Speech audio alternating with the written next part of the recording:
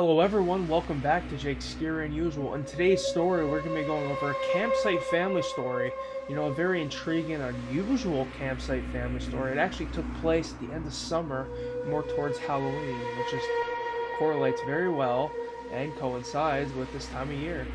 If you all enjoy the video, please leave a like, share, and subscribe.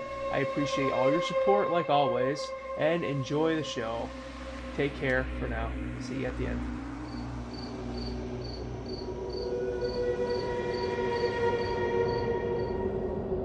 One late summer, a family of four went camping in a Nevada state park.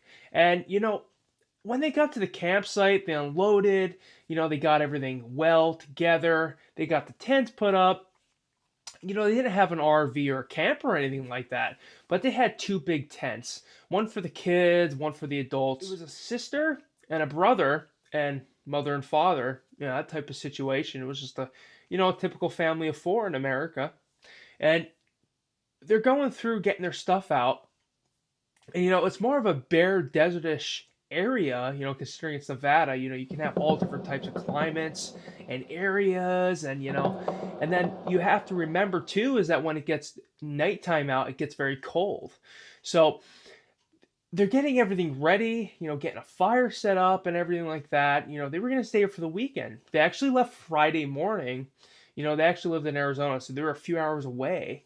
And they get up to Nevada, they're going through, seeing the beautiful sights and everything, but they left that Friday morning as they were going through different areas, and they saw these different things in the skies and stuff, birds and stuff like that, nothing really too abnormal. But as they were getting closer to their campsite, they actually saw something that was really strange out in the mountainous area of this campsite. So it's mostly barren desert, like I stated before. But this backstory of this trip, seeing this thing, is actually going to correlate very strongly down more in the story. So definitely hold on to that thought. So they see this thing way out in the distance. They don't even know what it is. And it actually, especially the kids, their imaginations are going wild. They're like, what is this? The mother and father, of course, typical father, he stops the car, gets out. He actually has binoculars right next to him in the front seat. And he takes them and looks at it, and he can't make it out. It's just far away enough to where the binocular zoom isn't really seeing this thing too well. But, he tries adjusting it, getting the focus right. But it's like this thing saw him trying to spot it. And it started going away. It went away really quickly. It went and hid behind one of the rocks up there. He couldn't even find it after that. So he gets back in the car and he's like, I have a bad feeling about this. But at the same time, we're going to go through this camping because, we have protection. I'm not too worried about it. We'll be able to take care of this if it becomes a problem. He even thought about actually calling the local authorities to see and actually try and track this thing.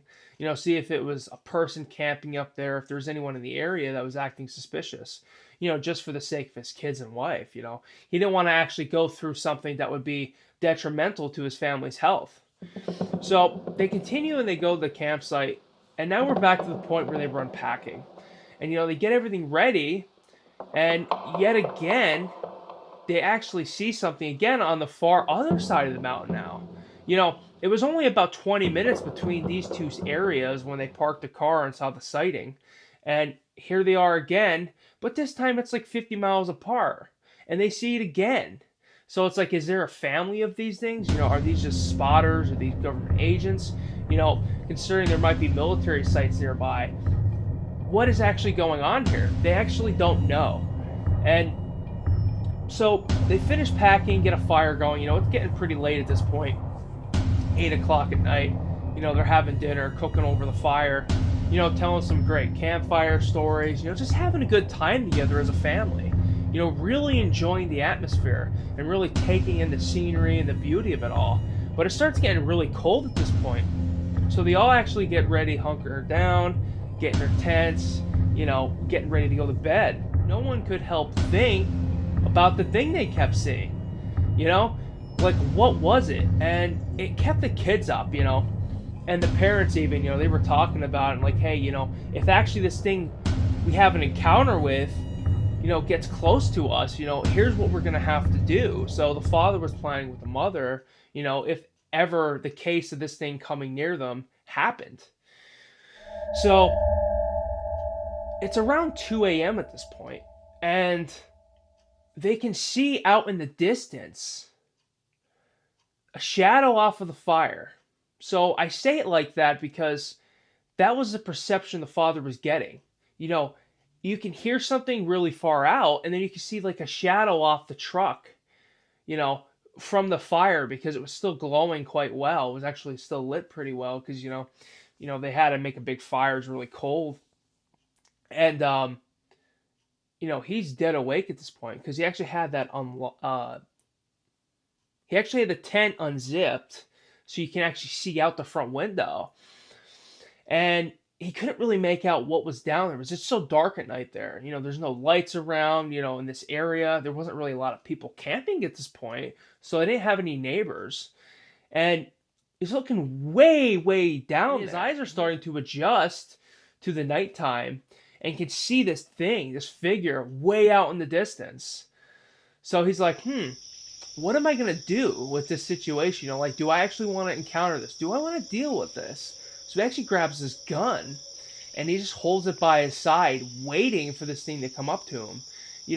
Obviously he had to take assumptions that it could have just been a person, walking around. But the shadow that was cast in the car was huge. It was absolutely wild that something could even cast a shadow this big. It's like it was abnormal, like a creature or something.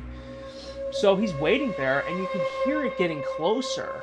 And it sounded very, ghastly. It was making weird noises, and was getting louder as it was getting closer. You can feel as it steps, there was some, seismic activity in a sense. Not necessarily like earthquake in a sense, but you could feel the rumbling ever so slightly. It's just that this creature is like 1,000 pounds or something. Or it's just very large in nature, and it has this girth to it. So he was getting really nervous. It's like, would I even be able to take this thing down if it was going to attack me and my family? So he's looking over to the kids' tent, and he's watching them, and he can see this thing getting closer to their tent. So he actually gets out at this point, jumps out, gets his flashlight, gets his gun, and he points it right at this thing, and it flees. It runs. And you can feel the ground shake as this thing runs. And it's just gone. It's gone. It's like it's a Bigfoot or something. And, there's actually these stories all over the United States of actually seeing Sasquatch, Bigfoot, whatever you might want to call it, more recognized as Bigfoot, of course. But he opens the kid's tent. He's like, are you okay? Is everything going all right? Did this startle you? Did you see anything? And they're like, no, we actually didn't see anything. So thankfully, the kids were okay. The wife was okay. He was okay. But, he has to live with this gut feeling now the rest of the night. And by this point, it's like 2:30, 3 a.m. And now he's just startled. He's nervous. He's like, I kind of want to pack up and just leave. But, he tells the kids, a bedtime story. He says everything's going to be okay. I'll keep watch. Just kind of not sure what to make of this. Have they been seeing this the whole time? Are they just nervous and anxiety because this thing they saw on the mountain and, it just put them more on edge than normal? What is actually going on? Is it hallucinations or are they seeing things? We don't know.